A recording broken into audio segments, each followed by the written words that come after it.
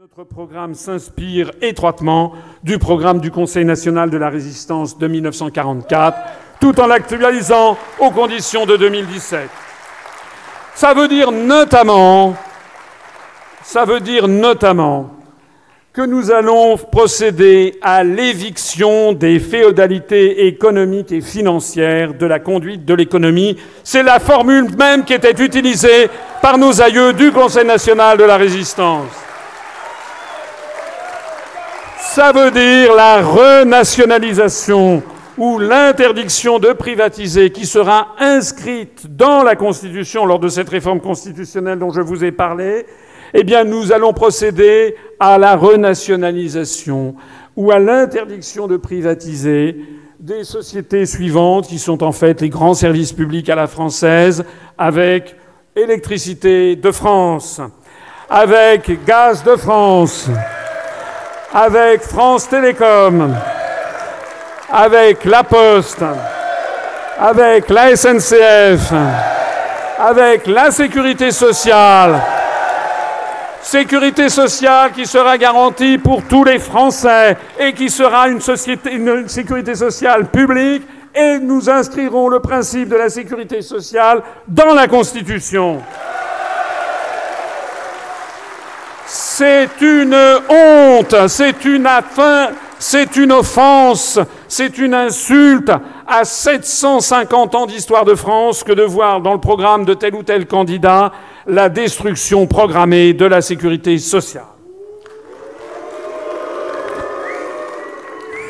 Nous nationaliserons également, nous renationaliserons les réseaux autoroutiers, du moins la gestion qui a été confiée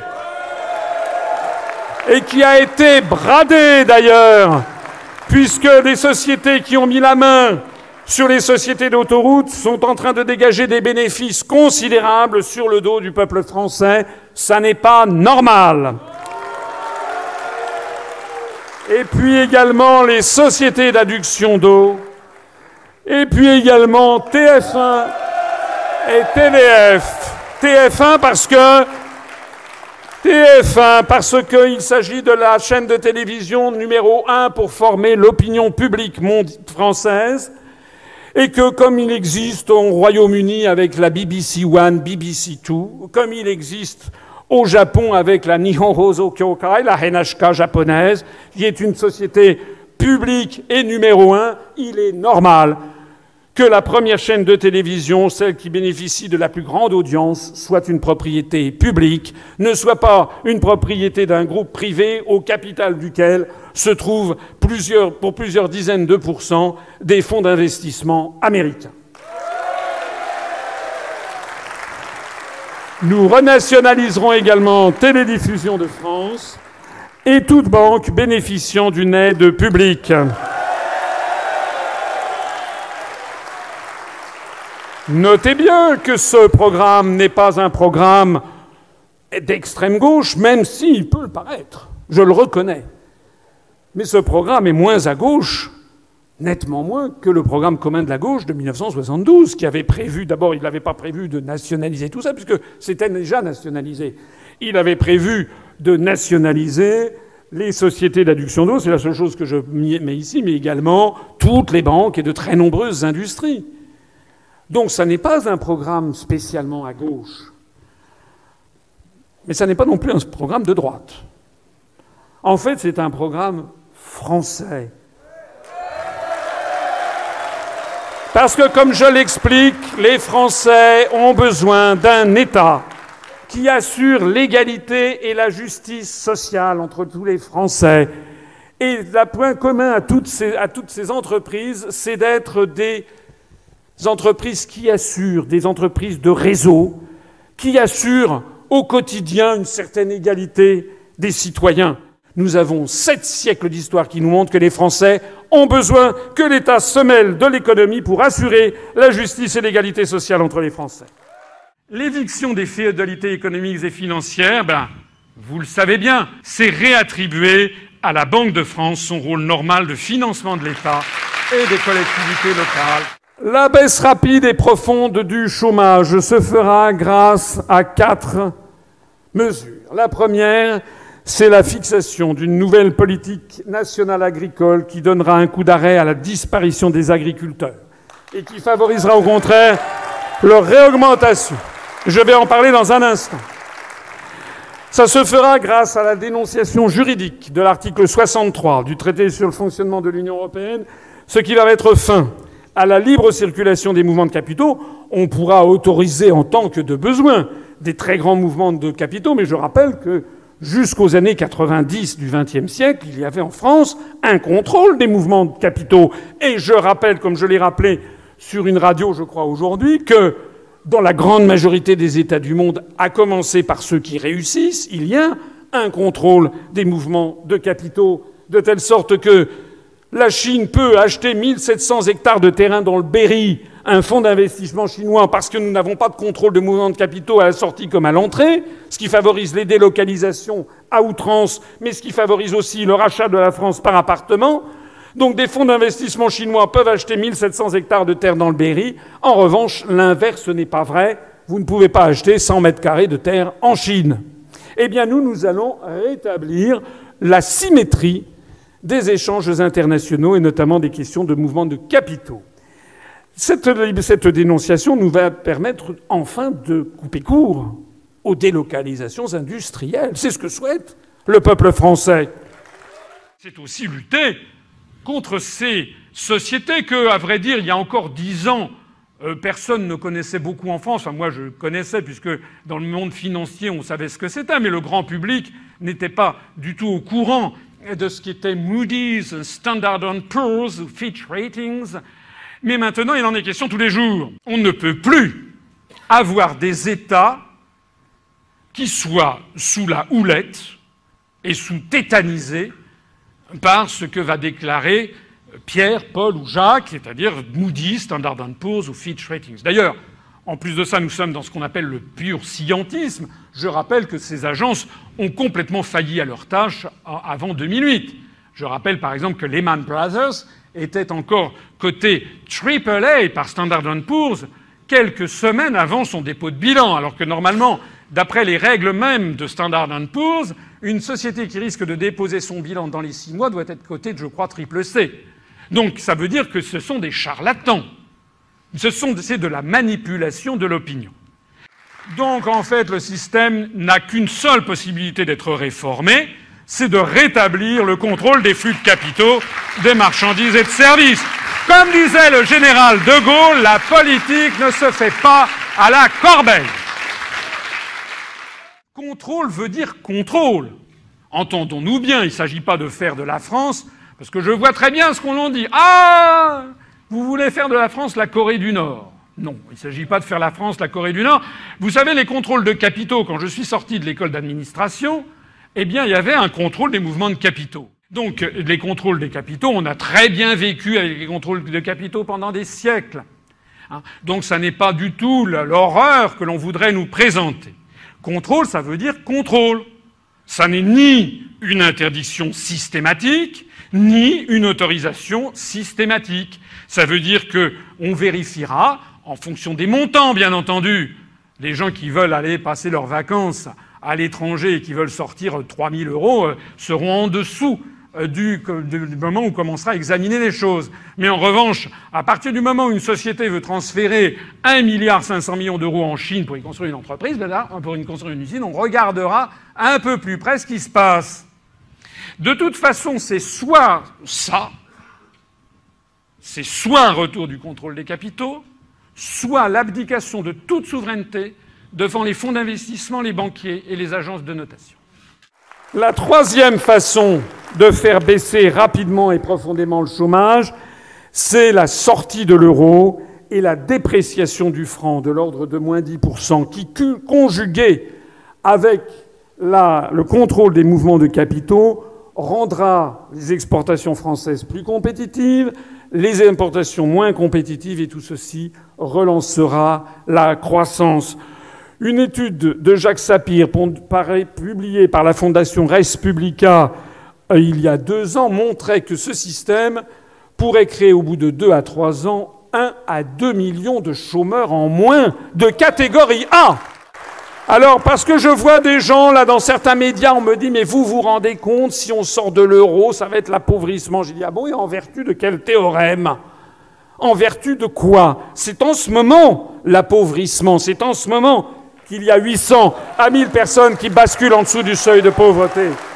Chaque jour. D'ailleurs, le Royaume-Uni n'est pas dans l'euro, mais la livre sterling a perdu 10% de sa valeur par rapport à l'euro et par rapport au dollar. À partir de juin, après le référendum, ils en sont ravis, puisqu'on a assisté justement à une envolée des exportations britanniques, une baisse des importations et une envolée de la croissance. La croissance industrielle au Royaume-Uni est la plus forte depuis plus de 3 ans. On a appris ça la semaine dernière. Le chômage s'est effondré, est tombé à 4,6%. Nous, on est, et encore les statistiques sont frelatées, nous, on en est à 10,6%. Les investisseurs internationaux se précipitent au Royaume-Uni. On a vu Google, Yahoo, Boeing, Nissan, etc. Et puis enfin, une baisse rapide et profonde du chômage par la relance de la consommation, par une augmentation du SMIC, actuellement de 1153 € net par mois à 1300 € net par mois, ce qui permettra une relance par la politique de la demande. Parce qu'en France, le problème, ça n'est pas uniquement un problème de l'offre, c'est un problème de la demande. Et qu'on aura beau tailler en pièces dans les dépenses publiques, si la demande n'est pas là, eh bien la France va continuer à s'enfoncer dans la spirale du déclin. Je voudrais d'ailleurs demander à M. Fillon, qui, je ne sais pas s'il a des compétences particulières dans tout ce qui concerne les affaires d'argent, mais quand même, je voudrais lui dire que est-ce qu'il imagine un programme qui consiste à licencier 500 000 fonctionnaires, à supposer que ce soit politiquement possible, à se demander comment il va par ailleurs embaucher 15 000 policiers par-ci, 25 000 personnels hospitaliers par-là, mais à supposer que ce soit possible et que ce soit fait politiquement. Est-ce que vous imaginez ce que ça représente que 500 000 foyers, peut-être 2 millions de personnes, qui d'un seul coup vont voir le revenu fondre comme neige au soleil brutalement? Outre le désespoir des familles, ça veut dire un effondrement de la consommation des ménages. Ça veut dire que l'impôt que la TVA va s'effondrer, les gens vont plus consommer ou beaucoup moins. Ça veut dire que l'impôt sur le revenu va s'effondrer. Ça veut dire que l'impôt sur les sociétés va baisser. Ça veut dire que la taxe sur l'essence, sur les produits pétroliers va baisser aussi. Ça veut dire que les 4 grandes ressources de l'État vont s'effondrer. Nous sommes dans cette spirale de l'échec du malthusianisme qui avait stigmatisé en son temps John Maynard Keynes, vous savez, la révolution keynésienne de 1936, la théorie sur la monnaie qui avait montré que la pire des choses à faire pour un pays qui est en quasi-récession, c'est d'essayer de tailler dans les dépenses publiques, parce que plus on taille dans les dépenses publiques, et plus on aggrave le déficit que l'on prétendait combler. Eh bien, nous aurons donc une politique intelligente, avec d'ailleurs, je le signale, on va en parler notamment en matière agricole, on mettra certaines taxes à l'importation pour favoriser la production locale. Et pour les entreprises, cette hausse du SMIC sera gagée par un allègement à due concurrence des charges, ce qui finalement sera une opération blanche pour les entreprises. Nous procéderons à des économies substantielles avec une réduction drastique du millefeuille administratif. La réduction du nombre de députés de 577 à 500. Ce n'est pas une baisse très importante, mais ça permettra de supprimer... Pourquoi 500 ? Parce que ça fera un député pour à peu près 130 000 habitants. C'est le ratio que l'on trouve en Allemagne. Ça permettra la suppression de 77 postes de députés et de ce qui va avec, notamment les attachés parlementaires. Nous procéderons à la suppression de 74 députés européens puisqu'on n'est plus dans l'Union européenne. Nous procédons également à la réduction du nombre de sénateurs de 348 à 100.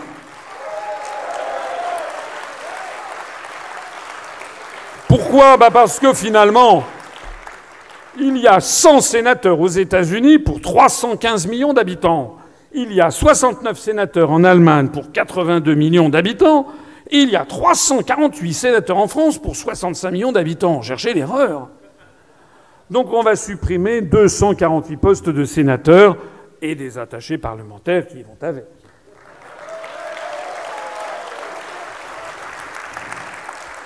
Je l'ai dit tout à l'heure, nous allons revenir aux régions de France métropolitaine d'avant la réforme Hollande, donc des régions de taille plus modeste, et surtout nous allons revenir sur les réformes de 1982.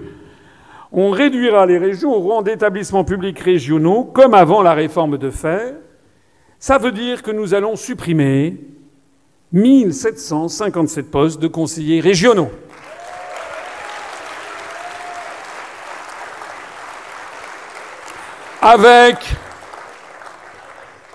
Avec les hôtels de région qui vont avec les secrétariats, les frais de mission, les voitures. Et puis nous allons également remédier à cette anomalie, cette incongruité qui est celle des conseillers départementaux. Je vous rappelle que M. Hollande nous a sorti d'un chapeau, il a sorti de son cerveau fécond quelque chose qu'on n'a jamais vu, je crois, dans l'histoire des républiques. C'est que désormais, avec les nouveaux conseils départementaux, on élit un couple. Un homme et une femme qui sont pour le même poste de même canton. Voilà, on a vu ça pour les conseillers départementaux. Voilà. C'est comme si on élisait un couple pour aller à l'Élysée. Remarquez, il y en a qui font ça en couple.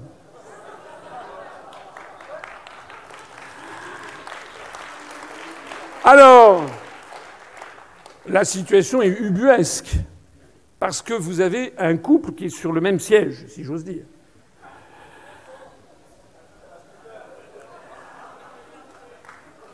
Alors de deux choses l'une, soit ils s'entendent très bien, et ils ont de nombreux enfants, mais à ce moment-là ils ne servent à rien, puisqu'ils votent toujours de façon identique, ça sert à rien d'en avoir deux. Soit ils ne s'entendent pas.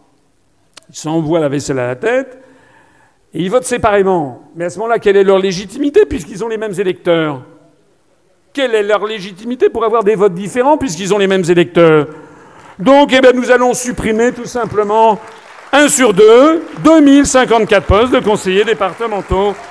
Ce qui, au fait, en définitive, nous permet de supprimer 4210 postes d'élus. Alors, rassurez-vous, il nous restera 500 députés, 100 sénateurs, 2054 conseillers départementaux et également, alors c'est un nombre qui est un peu sujet à caution parce que j'ai vu différents nombres sur le devant de la scène, mais environ 35 885 maires. Parce que nous n'allons pas toucher aux maires des petites communes rurales. Et pourquoi nous n'allons pas toucher aux maires des petites communes rurales ? Parce que c'est un service extraordinairement bon marché pour un service extraordinairement efficace et extraordinairement démocratique. Parce qu'actuellement, dans un village de 350 habitants, par exemple, monsieur le maire ou madame le maire, pas Bruno Le Maire, gagne une indemnité mensuelle de 580 € par mois. C'est une indemnité forfaitaire. Il y a d'ailleurs des maires qui demandent à leur conseil municipal de voter une exemption pour qu'ils gagnent moins. Avec 580 € par mois, les conseillers municipaux ne sont pas rémunérés et le maire d'un village avec 580 € par mois est obligé de se débrouiller avec ça pour tout faire. Quand il va à la préfecture, à la sous-préfecture, avec sa voiture, quand il circule à l'intérieur de son village pour aller voir dans un hameau si une personne âgée qu'on n'a pas vue depuis quelques jours, si tout va bien, quand il est obligé de se déplacer sur un chantier, quand il est obligé de mettre peut-être de temps en temps la main à la poche parce que, pour un dîner du club du 3e âge, il faut acheter quelques gâteaux ou une bouteille de champagne supplémentaire et que ça n'est pas prévu au budget de la municipalité. Monsieur le maire ou madame le maire, ils sont taillables et corvéables à merci du 1er janvier au 31 décembre, samedi, dimanche compris. Et en plus de ça, tout le monde connaît le maire dans un village. C'est un principe de démocratie locale. Lorsqu'on demande aux Français en qui avez-vous confiance, c'est toujours monsieur le maire ou madame le maire qui arrive en premier parmi vos élus. Nous allons remplacer ce système, si on les laisse faire, par la disparition des mairies, leur fusion par paquet de 30 communes dans un comté. Il ne manquera plus qu'un shérif à la tête. Et puis il y aura donc un fonctionnaire qui sera à 20 ou 25 kilomètres de là, qui lui travaillera du lundi 9h du matin au vendredi 17h, pas question de travailler le samedi et le dimanche.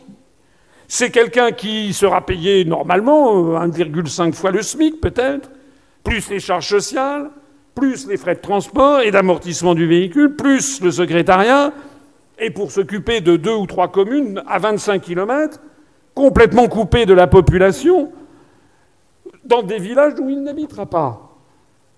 Cette réforme mènera à une catastrophe.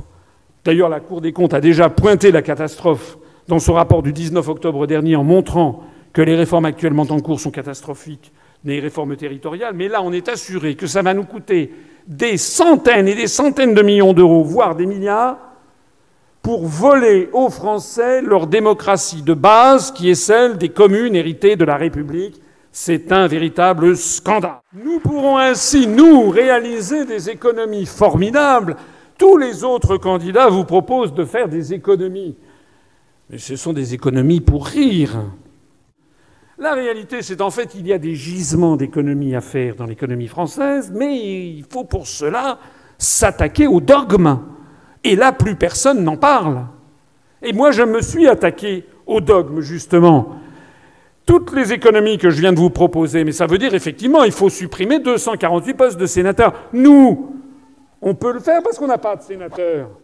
Seule une force politique nouvelle, jeune, qui n'a de compte à rendre à personne, peut en effet nettoyer et supprimer tout ce qui est les branches mortes, tout ce qui est accumulé par les années qui n'est plus nécessaire. Alors moi je m'attaque justement à ce millefeuille administratif. Nous avons chiffré les économies à réaliser, et encore, ce sont des économies à minima, à 347 millions d'euros, rien qu'en supprimant les postes de députés, de sénateurs, de conseillers départementaux et régionaux, plus 4 milliards d'euros d'économies en supprimant les hôtels de région et toutes les interventions non nécessaires des régions, plus la réduction du train de vie de l'Élysée de 35 millions d'euros. Tout ceci nous fait déjà une réduction de 4,4 milliards d'euros par an. Et puis, ça n'est pas tout. Ça n'est pas tout, puisque, comme vous le savez, nous sortirons de l'Union européenne, c'est-à-dire que les économies directes, c'est 9 milliards d'euros supplémentaires par an. Puisque chaque année, nous donnons 23 et nous récupérons 14. Et puis, il y a les économies indirectes que l'on peut estimer à 4,6 milliards d'euros par an. Ce sont les économies sur tous les cofinancements qui sont exigés par l'Union européenne. Et puis, il y a les économies indirectes. Alors là, on additionne des choux et des carottes, il faut faire attention. Autant les deux premières lignes, ce sont des frais, des flux financiers réels, autant la dernière, ce sont des économies, justement, sur les réglementations qui pèsent sur les entreprises, et en particulier ou les artisans ou les agriculteurs, et qui viennent justement des réglementations européennes à foison. Je rappelle que chez nos amis britanniques, pendant la campagne sur le Brexit, cet aspect-là des choses a été particulièrement important pour eux parce que, comme les Néerlandais, les Britanniques sont des gens pragmatiques qui ont calculé le coût que représentent ces réglementations européennes qui sont en permanence, qui nous tombent dessus.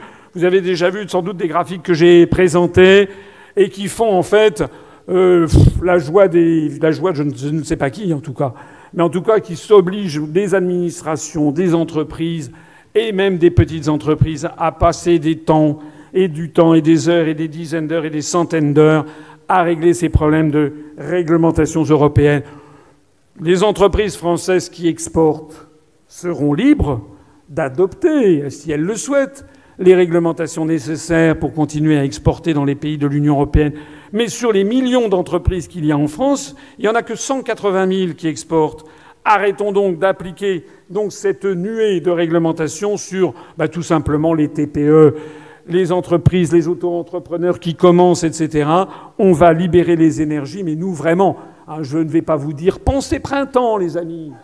Le total des économies directes et indirectes, ça fait 52,3 milliards d'euros par an, en plus des 4,4 milliards d'euros par an. Et puis, c'est pas tout. C'est pas tout parce que nous allons, sortant de l'Union européenne, sortant du traité de l'article 23 du traité sur le fonctionnement de l'Union européenne, nous allons donc rétablir un contrôle des mouvements de capitaux. Et ça va nous permettre de lutter contre la fraude fiscale, notamment des entreprises et des particuliers les plus riches, qui est estimée actuellement à 60 milliards d'euros par an. En rétablissant le contrôle des mouvements de capitaux, on peut espérer récupérer une vingtaine de milliards d'euros par an supplémentaires.